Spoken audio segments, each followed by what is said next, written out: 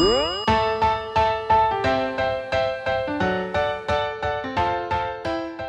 everyone, I'm Cappy and you're listening to Beyond the Plate. This is a podcast where we sit down with the world's culinary elite to explore their journey into the food industry and the social impact they have made in their community. If you're new to the pod, welcome. If you've listened before, welcome back. We hope this episode inspires you to cook or possibly do some good today as these chefs inspire us. And we're grateful to our partners who help make this podcast a reality. With that, all right, everybody, here's what's going down this week. If you enjoyed last week's episode with Chef Ken Oranger, you heard our slightly longer than normal brand mentions at the beginning of that episode featuring 3 of our Season 6 partners, Martin's Famous Potato Rolls, Real Good Fish, and Wickles Pickles. Long story short, I chose some items from each of these companies and created a custom sandwich that I called Cast Iron Spicy Fish Sandwich on a toasted garlic hoagie roll with Christmas Remoulade and shreddis. The goal here was for me to casually walk you through how to make the sandwich, and then for you, the listener, to hear it and think, ooh, that sounds delicious, and maybe want to make said sandwich. Well, that happened. I did hear from many people saying they were going to make the sandwich. Even the editor of this podcast asked how he could get me to send him one by offering to buy me dry ice to ship it. So we thought, better than me putting a fish sandwich in the mail, hi editor, we throw a bonus episode together where you can cook along with me. So for this bonus episode, I'm bringing you inside my kitchen, and all you need to do is have the ingredients, which you could find on our website, beyondtheplatepodcast.com, or in the episode notes of your podcast player. Now, as a refresher, thanks to our partners, I used Martin's Famous Potato Rolls hoagie rolls. From Real Good Fish, I chose their rockfish. And from Wickles Pickles, I chose their wicked jalapeno relish and their spicy red sandwich spread. Now, don't worry too much about timing or reading a recipe here, because I'll literally be cooking this along with you and keeping you on track. And since not all stoves are created equal, if you get caught up, just hit pause. Follow along with me, and at the end of the episode, we'll have made a delicious sandwich together from start to finish. So keep listening and get hungry, or gather your ingredients and come join me in the kitchen. I'll stop here, and please enjoy this recipe as we go beyond the plate for this bonus episode with me in my kitchen.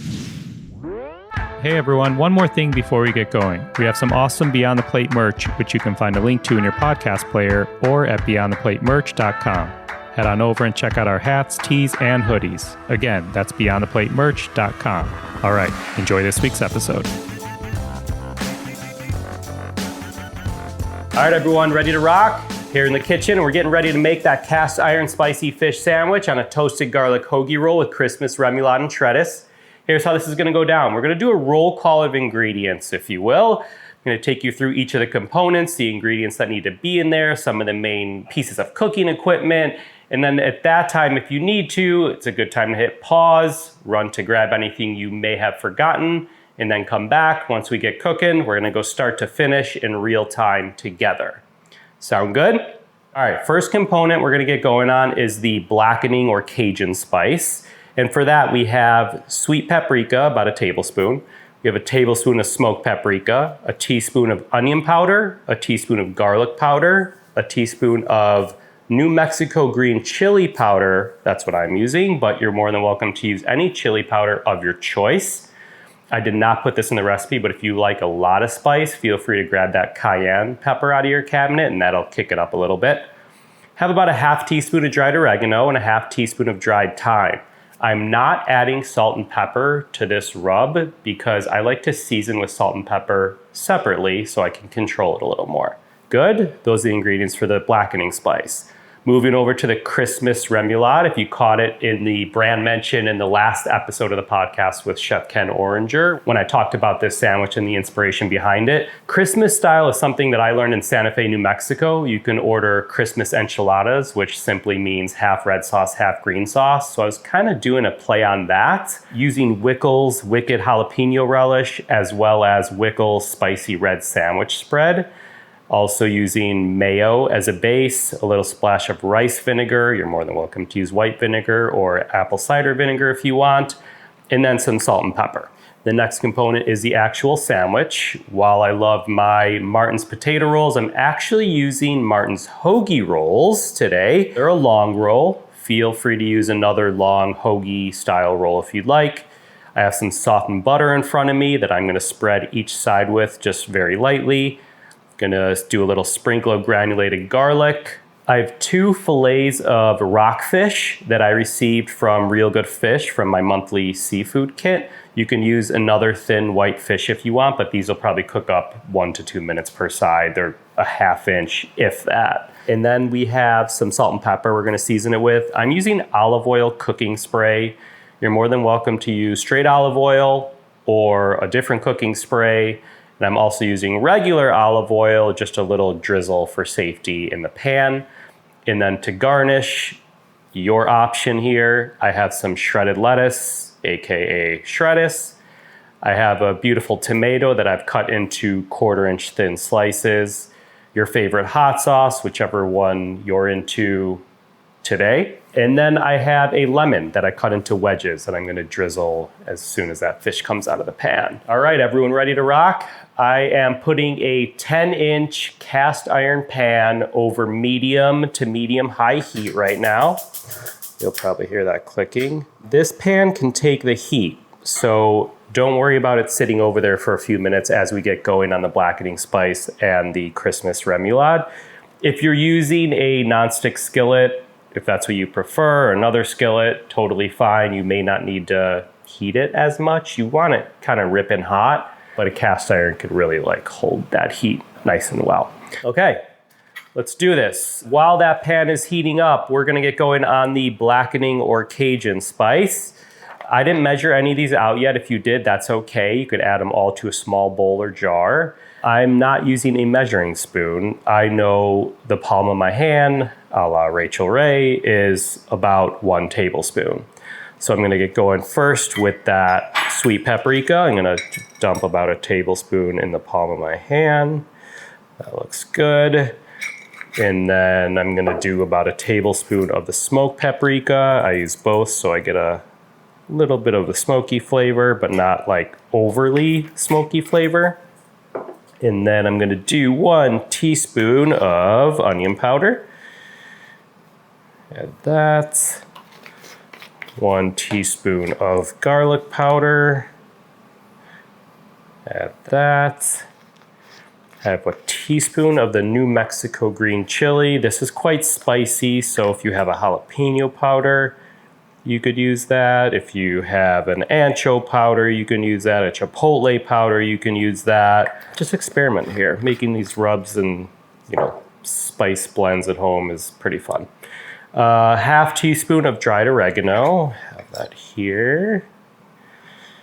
And then I got 1/2 teaspoon of dried thyme, which I don't use that often, but in doing my research, I saw quite a bit of these blackening rubs use dried thyme. All right, now all of those seasonings are in the little mixing bowl. I have a fork. Feel free to use your finger. Feel free to use a mini whisk. You're gonna mix those up so they're evenly incorporated. I like to give a little dip with my finger to taste. If I need more or less or something. That's pretty delicious. It may taste a little bland, a little flat. That's because you don't have salt and pepper yet. As I mentioned, sometimes I add salt and pepper to my rubs. Sometimes I keep it out so I can control it a little better. Blackening rub is done. You're probably not gonna use all this, so after you season your fish later on, feel free to keep this in a jar or a bowl covered because this will stay good for a little while and you could use it for, seasoning other things like chicken or pork or beef. Okay, get going on that. Christmas remoulade. First, I'm gonna start with about 1/2 cup of mayo in a small bowl. I'm taking that out of the jar right now. Adding that to the bowl. And then to that, I like to add the vinegar next. So I'm gonna do about a little splash of vinegar. I think I say about 1 tablespoon. I'm gonna start with about 1/2 that. If you like a little bit more of a tang, feel free to add more vinegar. If you're not a big vinegar fan, feel free to add less. Mix that up nice and smooth so it's incorporated. I spilled my vinegar on the counter a little bit, so I'm gonna clean that up. And then from there, I'm going to add about 1 to 2 tablespoons of the Wickles Wicked Jalapeno Relish and the Wickles Spicy Red Sandwich Spread. I love these two products so much. They're delicious on like any sandwich, literally. I'm gonna do about 1.5 tablespoons of the green right now.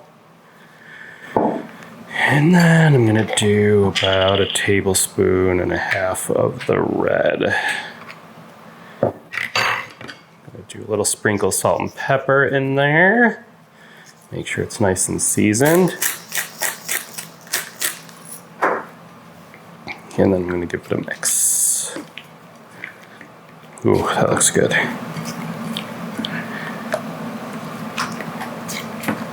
Give that a taste.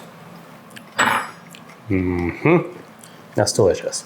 I'm actually gonna add a little more, so I am gonna do that full two tablespoons that I call for in the recipe. Give that a stir. You don't need to, this would normally go in the fridge because it's a mayo-based sauce, but don't worry about that because you're gonna be using it pretty soon. So we have our blackening spice done already. We have our Christmas Remoulade done already. You heard my cap drop from the mayo because I was trying to clean it as I was talking to you. And now we're gonna get going on the fish. Yes, that pan is still preheating. Mine's even smoking a little bit. Nice. I'm gonna turn it down just a touch, knowing it's been heating up for a few minutes. And then we're going on to the fish. All right, so we got our blackening spice done, set aside. We got our Christmas Remoulade done and set aside. And now we're going to move on to that kind of mock garlic roll, if you will. You'll notice these Martin's rolls have a hinge on them, kind of trademark Martin's, if you will. I'm actually gonna cut through the hinge very gently because I want to have a top and a bottom to this sandwich eventually. So I've separated the top and bottom from 2 of the Martin's hoagie rolls. And I'm gonna do a little very light slathering of butter on every side to this roll. Slather the tops and the bottoms to all these rolls. And then after we do that light slather on the tops and the bottom, we're gonna do a light sprinkle, very light sprinkle of the granulated garlic.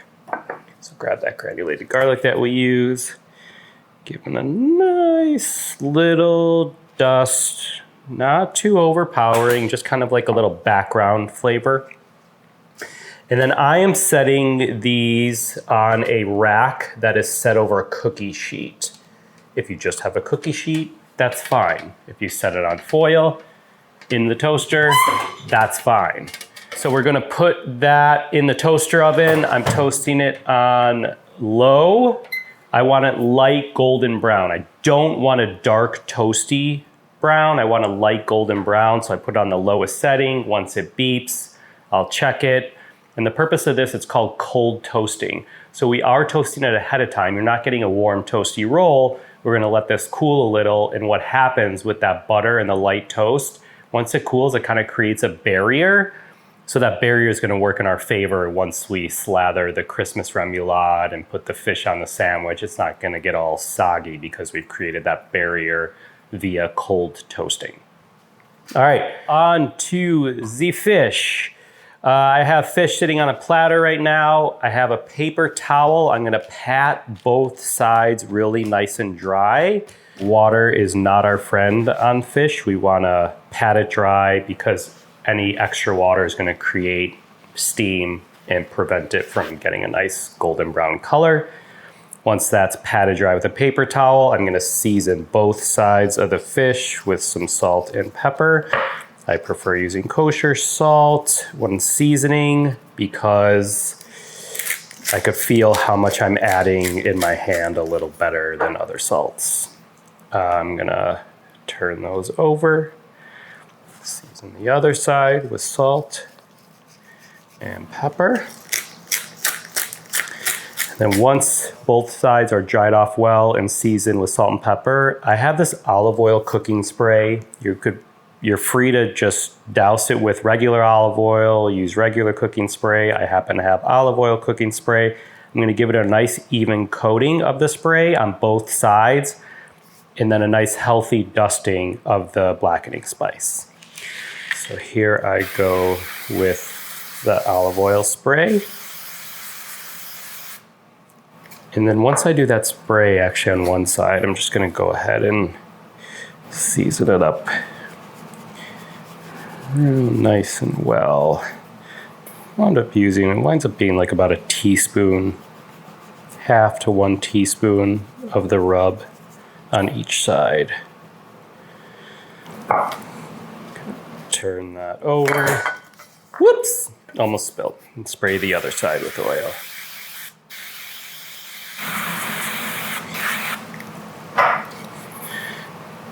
Another dusting of spray. There's my toasted rolls. Another dusting. Did I say dusting of spray? Dusting of seasoning. Another dusting of seasoning. Let's test those rolls really quick. I think I could use another light toast. Gonna rinse my hands off because I was touching the raw fish. Work nice and clean.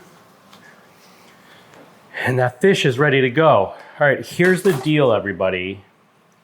This is gonna be smoky. When you're using a blackening technique, which I'm kind of like melding a regular sauteing technique and blackening technique, open your windows if you need to, put your hood fan on if you need to. There's gonna be smoke, it's gonna be worth it. We're making good food.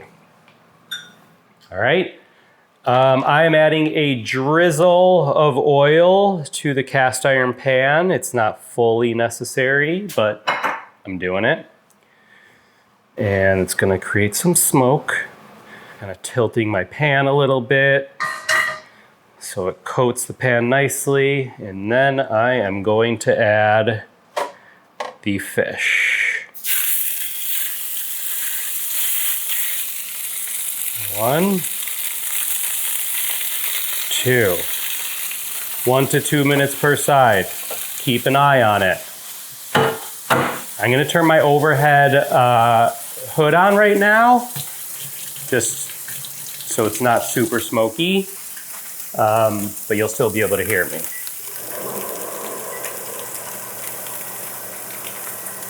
Don't be afraid to use a timer either, everybody. Timers are okay.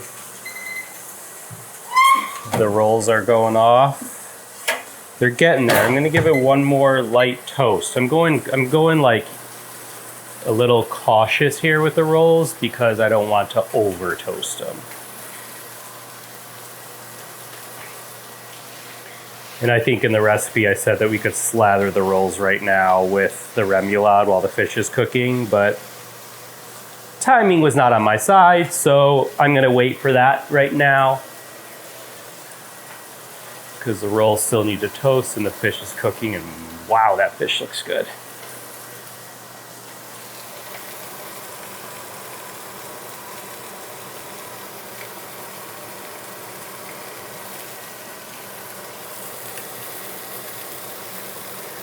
Fish is a very easy thing to cook at home. I hope it's not too daunting for people. It's kind of got its own like built-in thermometer with it. Like you see it start to become opaque, and that's when you know it's cooking through. All right, those rolls are nice and golden brown. I'll let them cool a little bit. Couple minutes so we get that cold toasting effect that I talked about. It's been about 1.5 minutes for that fish. I'll let it go for another 30 seconds or so. I want it to cook at least about 50% on that one side, maybe even a little more. That way when you turn it, it doesn't need the full 2 minutes. It'll probably be good in about 1 minute or so. So our blackening spice is done and used. I have a couple tablespoons extra, which I'm excited about. We have the Christmas Remoulade that's done and waiting in the wings. We have the mock garlic hoagie rolls that are toasted and they are cooling off, which is a-okay. If they are cooling off, they do not need to be hot. We have the fish that's been in the pan close to 2 minutes now. And I'm gonna give that a little turn. I'm kind of taking my spatula and going up from one of the corners to make sure it's not sticking. A lot of times if it's sticking, it's because it's not ready to be flipped yet. So mine is actually moving, so I'm gonna give it a little turn. Oh yes, that looks delicious. And my second one, I'm gonna do the same. That looks delicious too. Gotta get a good picture of that, huh? The best thing about blackening is you're essentially like near burning something.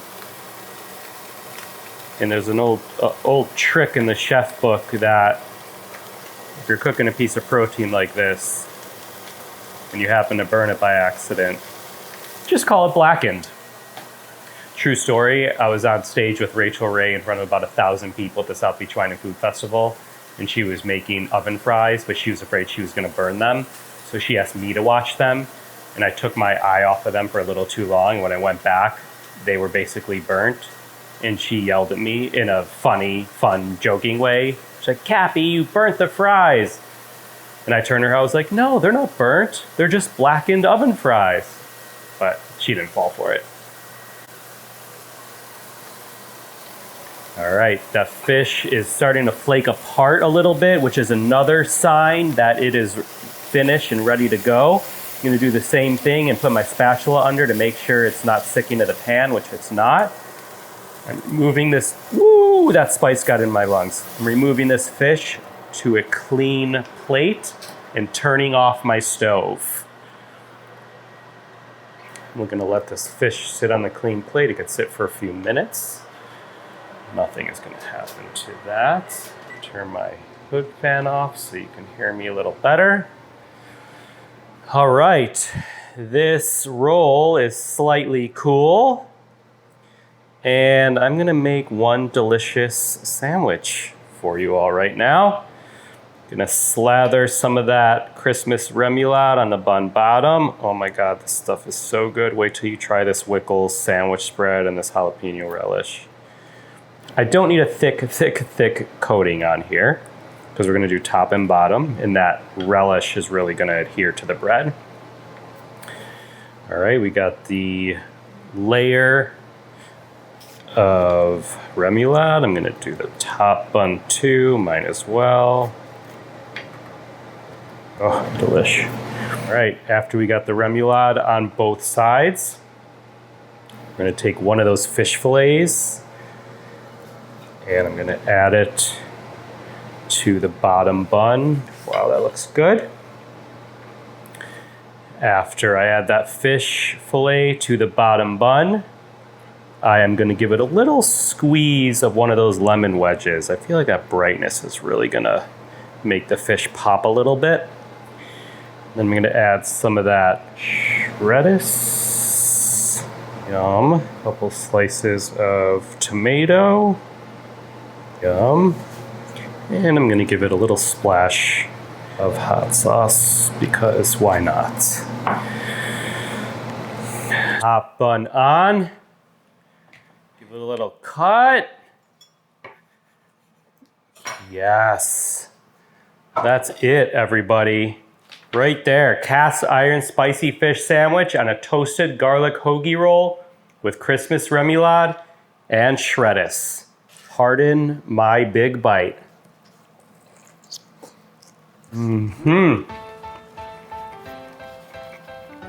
Thanks, everybody. Thank you for tuning into this bonus episode. Find the recipe in the episode notes of your podcast player or at beyondtheplatepodcast.com. To learn more about Martin's famous potato rolls, go to potatorolls.com and follow them on social media at Potato Rolls. To learn more about Real Good Fish, go to realgoodfish.com and follow them on social media at Real Good Fish. And to learn more about Wickles, go to wicklespickles.com and follow them on social media at Wickles Pickles.